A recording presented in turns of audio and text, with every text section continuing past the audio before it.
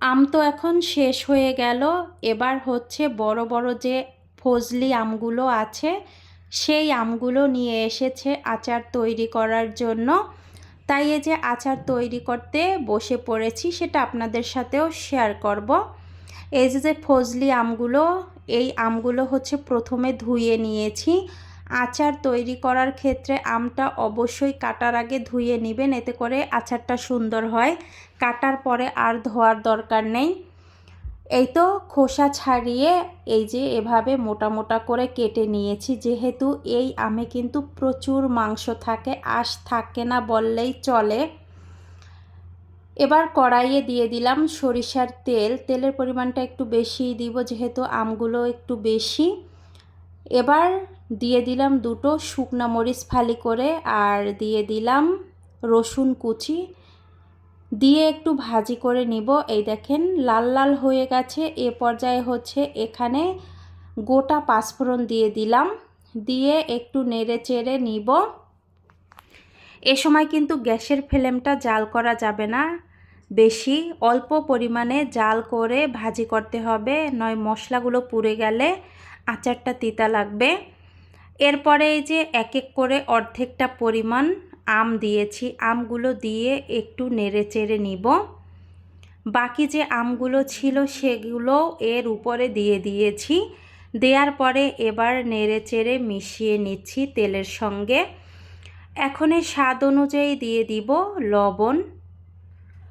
লবণটা দিয়ে এখন এখানে দিয়ে দিব হলুদের গুঁড়া।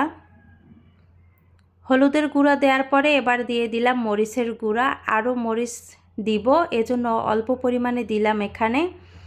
দিয়ে এখন নেড়ে চেড়ে 3-4 মিনিট কষিয়ে নিব ঢাকনা ছাড়া। কোনো ঢাকনা দিয়ে আচারটা তৈরি করা যাবে না। এবার মিষ্টির জন্য এখানে দিয়ে দিব আখের গুড়। আর গুড়ের পরিবর্তে আপনারা চাইলে এখানে চিনি দিয়েও তৈরি করতে পারেন, তবে গুড়ের আচার কিন্তু একটু বেশি স্বাদ হয়। এবার ভালোভাবে মিশিয়ে নিব। মিশিয়ে নেওয়ার পরে দেখেন কতখানি জল গলেছে।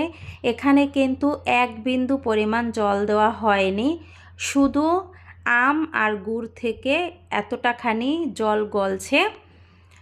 এবার আরও 5 মিনিটের মতো জাল করে নিয়েছি। এখন এই যে মশলা দিয়ে দিচ্ছি। এখানে 1 চামচ জিরা, 1 চামচ ধনিয়া, আর হচ্ছে পাঁচফোড়ন, শুকনো মরিচ 7 থেকে 8টা দিয়ে সব কিছু শুকনা খোলায় টেলে নিয়েছিলাম।